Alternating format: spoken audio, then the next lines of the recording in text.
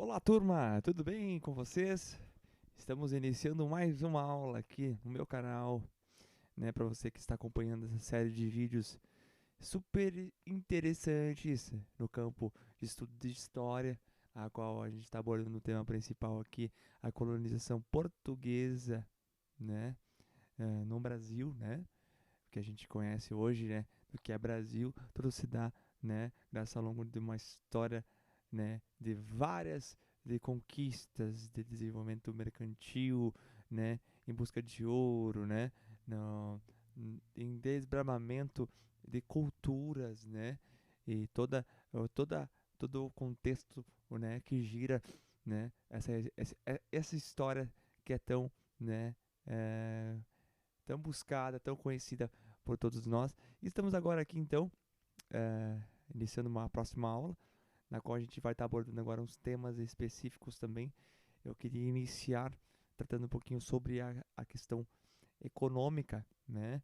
É, nada que eu já também não havia falado nas aulas anteriores, mas eu queria frisar um pouco mais, né, sobre o desenvolvimento econômico, né, de um bem que foi eh, que foi primordial assim inicialmente para a colonização portuguesa no Brasil. Antes disso, você que está nos acompanhando, se inscreva no meu canal, comente, tá?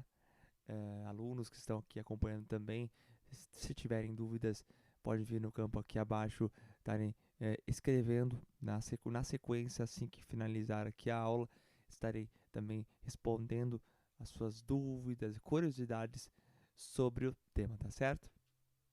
Para fins então de transparência, meu nome é Cleiton Lunardi, sou ainda estudante de História, né? Estudo História na faculdade Uninter, né? É, sou de Palmitos e também o meu polo de estudo também é de Palmitos. Meu nome é Cleiton Lunardi, como havia dito, e o meu RU é 34 37 24 7, tá? Deixo aqui também as claras, o mesmo por fins de, de deixar também aqui registrado, né? Para também os meus mentores posteriormente estarem acompanhando, estarem também relacionando e fazendo a referência necessária, tá bem? Então, tratando do assunto da economia colonial, vamos estar então desbravando um pouco agora inicialmente do século XVI ao século XVII, né? Então, venham comigo embarcar nessa jornada do conhecimento. Vamos lá. Seguinte, primeira grande atividade é, é, do século XVI vai ser a cultivo da cana-de-açúcar, né, para gerar o açúcar em si, né. Era cultivada principalmente no litoral do Nordeste, tendo na capitania de Pernambuco e Baía de Todos os Santos a sua maior força.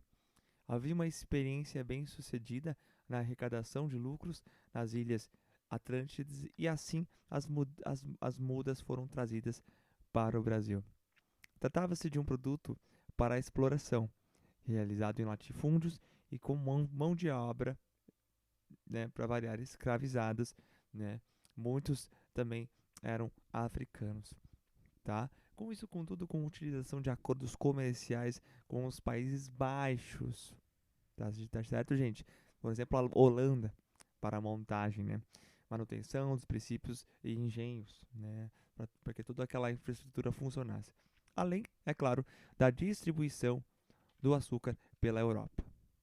E era uma experiência que já era bem sucedida para os portugueses. Por exemplo, lá na Ilha das Atlânticas, como citado antes, né? E trouxeram para o Brasil justamente porque, como funcionava nas Atlânticas, pensaram que o Brasil, o solo é favorável, né? Principalmente no nordeste do Brasil, né? Isso naquela época. Esse cultivo, o ideal seria idealizando a produção do açúcar para abastecer o mercado europeu, né? Então, então não adianta. A mão de obra naquela época era a mão de obra utilizada era dos africanos, como havia dito. E todo esse processo a gente vai chamar de plantation, que é basicamente a monocultura, latifúndio e escravização de pessoas, né? Esse tripé, ele se chama plantation, tá? Então é uma informação interessante para vocês estarem tá anotando aí. Mas existem outras atividades que são importantes também, que é a questão da pecuária, né? Claro que eram consideradas secundárias, mas também fazia parte, né? A pecuária no Brasil, inicialmente, foi uma atividade secundária que desenvolveu no século, na área tão no Nordeste, é onde que tinha pasto, e era uma atividade de que ainda que pobre, de carente, né? Utilizando pasto solizado e tudo mais, significa que o pasto era para vários vaqueiras utilizarem, né? A pecuária era uma atividade que é, é uma pecuária extensiva, né? Onde o gado é criado solto, né? Ele não é confinado, como hoje, um exemplo muito claramente a gente observa, né? E é uma atividade secundária porque ela abastecia, inclusive, as fazendas de canas-de-açúcar com couro, leite, carne, certo? Ela era, ela era, é base, mas assim, ela não era voltada para o mercado externo inicialmente, né? Ela era voltada para o mercado local, né, interno, né? E boa parte da importância da pecuária está principalmente no povoamento do interior do Brasil, do povoamento do sertão do Brasil, pois para se achar pasto, eles iriam abrindo caminho para poder construir, poder achar um pasto para o gado. E aí foi que foram povoando, né, e criando pequenas vilas no interior do Brasil, no sertão do Nordeste brasileiro, para ser mais específico. E a mão de obra utilizada, ela era livre. A maior parte era livre e assalariada por sua vez, né? Não necessitava de um grande contingente de pessoas, é, dado o trato do gado, porque o gado é domesticado, né? O gado livre, solto no pasto. É uma atividade importante? Apesar de a gente chamar secundária, sim, ela é super importante, pois ela abastecia a cana-de-açúcar, o que ajudou a povoar o sertão do Nordeste brasileiro. Falamos então da pecuária, inicialmente cana-de-açúcar, pecuária. Agora quero tratar das drogas, as drogas do sertão. O que são, afinal de contas, as drogas do sertão? São, então, especiarias que lá na frente, inclusive, vão ter uma espécie de. Vão substituir basicamente as especiarias das Índias, né? A gente está falando de castanha do Pará, pau-cravo, guaraná, cacau. Essas especiarias tinham um grande valor na Europa e muitas delas eram encontradas pelas próprias entradas de bandeiras, né? As bandeiras antes eram aquelas expedições particulares, né, vindas de São Paulo, e as entradas eram expedições financiadas pela coroa portuguesa. E as bandeiras tinham por objetivo a escravização de indígenas, a procura de metais preciosos, mas também encontravam drogas do sertão, o que acabavam tendo grande valor na Europa. Uma das grandes importâncias das drogas do sertão é a, a exploração da instituição da margem do rio Amazonas. Né? Os portugueses, os colonizadores acabaram influenciando muito mais o sertão, o interior do Brasil, em busca aí das drogas do sertão. Inclusive, isso vai lá influenciar lá na frente em novos tratados, né, novos tratados territoriais entre Portugal e Espanha, né? Portugal começou a explorar ali nas proximidades do Tratado de Tordesilhas, né? Para você que, bom, tem dúvidas do que é o Tratado de Tordesilhas, ele é basicamente um tratado de entendimento de demarcação geográfica, né? Onde que uma linha na vertical, né, no globo passa, né, onde hoje é o Brasil, né? Desde lá do norte até o sul. Essa linha aí, ela demarca na parte leste, né, território então, né, apto, permitivo a ser explorado pelo povo português. E quando que não, ao contrário, à esquerda dessa linha vertical que separa o continente ali num todo, né, nós temos então o espaço ocupado pelos espanhóis, tá certo? Então essa foi para vocês, neste momento, as 3 atividades econômicas dos séculos 17 e 16 e 17, me perdoa, né? Lá no 18, vamos falar também um pouco mais da mineração, né? E que também é uma das atividades que marcaram também, né, o processo aí econômico, né, de exploração do nosso território brasileiro, né, que hoje nós chamamos de Brasil. Pois bem, então, o que a gente chama do domínio espanhol, a gente fala da União Ibérica, tá? Sobre Portugal, que durou de 1580 do século XVI, né? E até 1740 ali no século XVII. Depois de uma guerra de sucessão ao trono português, que o rei de Portugal, de Dom Sebastião, havia morrido. Desapareceu, na verdade, né? Por volta dos 24 anos, na guerra contra que os reis saíam para guerrilhar naquele período também, né? E ele não deixou herdeiros. Então, Portugal ficou sem reis. E aí se teve uma guerra de sucessão entre parentes mais próximos de Dom Sebastião. E quem assume a coroa, então, nesse contexto, é um parente que não necessariamente se mostrou mais próximo, mas conseguiu mais força. Inclusive comprou parte da nobreza. Aí, comprou por interesses, por acordos, né? Foi Felipe II, ali na Espanha, que em Portugal ele vai ser chamado de Felipe I, porque era Felipe seu nome. Então, União Ibérica digamos, 2 países ibéricos, Portugal e Espanha, né? Mas do domínio espanhol. Isso é importante de destacar. Tá? Uma coisa muito importante desse contexto, para vocês eu preciso salientar, é que a Espanha é inimiga da Holanda, porque a Holanda foi durante um bom tempo parte do território espanhol pertencente e tinha acabado de conseguir a emancipação. Só que a Holanda estava no Brasil, porque a Holanda tinha um acordo com a montagem e manutenção do comércio de açúcar, né, para a Europa, com Portugal, era parceira, como havia dito antes, né? E neste contexto, a Espanha expulsou os holandeses que estavam aqui por conta de acordos de Portugal, expulsou os holandeses do Brasil. Os holandeses, por conta disso, não deixaram quieto.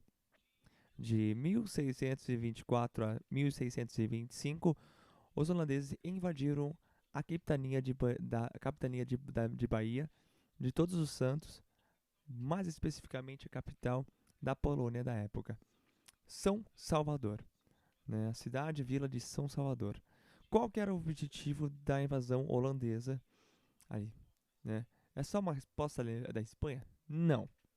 A Holanda estava preocupada, né, interesses em dar continuidade ao que eles haviam aprendido sobre plantio de cana-de-açúcar e produção de açúcar e comércio daquele açúcar pela Europa. Então, ela invadiu posições estratégicas.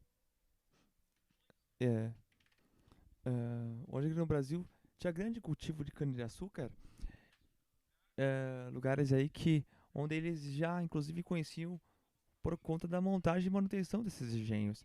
Só que eles não se preocuparam tanto com a defesa. E por isso que a invasão em Salvador durou de 1624 a 1625. Eles foram expulsos com certa facilidade. Mas o ápice da invasão holandesa não vai ser na Bahia, vai ser na capitania de Pernambuco, né? Onde vai ser um polo econômico aí no produtor de açúcar, né? De 1630 até 1654, os holandeses eles invadiam e dominavam então a capitania de Pernambuco através da Companhia das Índias Ocidentais Holandesas. O que era o Caminho das Índias Ocidentais Holandesas? É uma empresa privada que vai receber capital do Estado holandês para justamente fazer esse processo de colonização, logística de comércio de açúcar e por aí vai. E eles estavam sob o governo de Maurício de Nassau, que era o governante que acabou se tornando governante de Pernambuco. Dessa vez, eles precisavam ter mais cuidado para não serem expulsos com tanta facilidade. O que o Maurício de Nassau vai fazer? Ele vai dar crédito aos agricultores locais de Olinda, principalmente, eram grandes produtores, mas dá crédito para eles justamente para eles continuarem a darem continuidade à produção e aceitarem os holandeses. Eles vão modernizar a vila de Recife, que é um importante porto e também ponto de comércio. Então, vão trazer inclusive saneamento, atividade cultural em Recife, vai ser muito grande nesse período, a vida de artistas, inclusive holandeses para Recife. Eles vão inclusive ter uma certa tolerância, bem entre aspas, religiosa, com católicos e protestantes, porque na Holanda se tinha muito disso dos católicos e dos protestantes, que passaram a viver na capitania de Pernambuco, mas também outras religiões, inclusive há indícios que foram criadas agnogas e por aí vai, né? Então tudo estava ali favorável para os holandeses. Eles utilizavam a mão de obra de pessoas escravizadas advindas da África. Tem muita gente que fala assim, ai, era um cara tão legal e tal, não tinha escravidão. Não. Eles usavam porque era a mão de obra principal para eles num conceito da cana-de-açúcar, né? Não vai achar nada, então não era perfeito. Não é. Tá bom? Então, Pernambuco foi uma capitania pertencente à Holanda e começou a ter, de fato, um destaque no cenário aí da produção de açúcar, né? Só que como que isso tudo acaba, afinal?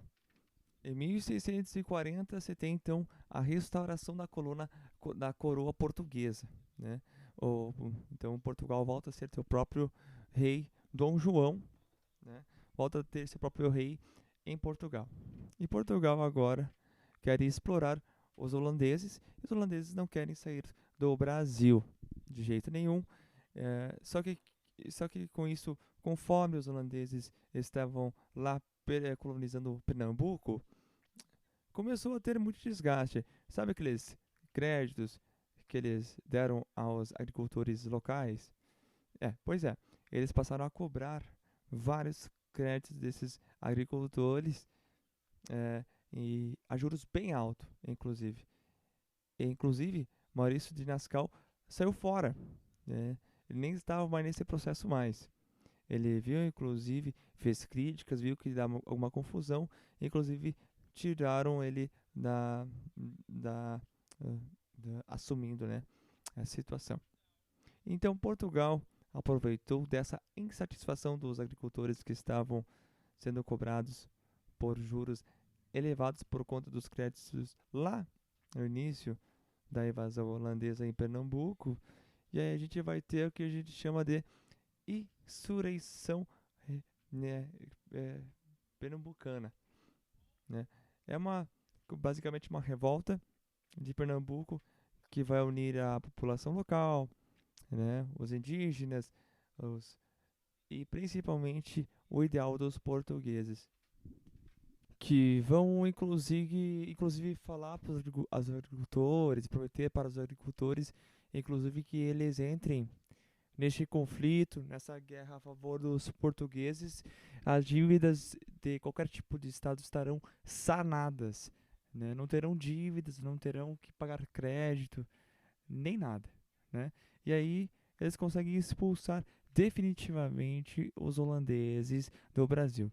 Só que isso vai gerar uma consequência gravíssima e muito importante nos rumos da história do Brasil colônia. A Holanda, ela já estava inclusive cultivando cana-de-açúcar nas Antilhas, no Caribe, na holandês, né? E ela conseguia produzir o açúcar de melhor qualidade, inclusive extrair o açúcar da beterraba, e ela conseguia vender um preço melhor do que o preço de Portugal do açúcar que saía daqui do Brasil.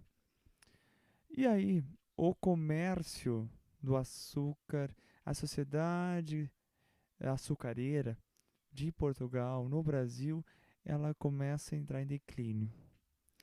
Isso é muito importante que vocês saibam, né? Ele nunca deixou de existir, pelo menos na colônia, ela continuou, mas era uma sociedade em declínio. Então, tudo tem a ver com a União Ibérica e com desculpe, e a invasão holandesa, tá certo? Gente, era isso por essa aula. Espero que vocês tenham entendido o conteúdo, né? Se ficou alguma dúvida, alguma sugestão, até mesmo para a gente melhorar aqui nessa série de podcasts que estão sendo feitas e preparadas com muito carinho por mim, né? Especialmente para você que nos acompanha, que aceitou fazer parte dessa história junto comigo, que, né, uma história de que vai me introduzir, né? Ser categorizado como um estágio aqui para mim na Uninter, vai me introduzir no ambiente acadêmico, no mundo acadêmico, para mim poder estar exercendo a minha profissão na sequência, tá certo? Gente, no mais, muito obrigado então pela paciência, por ter ficado até aqui. Nos vemos novamente na próxima aula. Tenham todos uma boa noite e até a próxima semana. Tchau, tchau.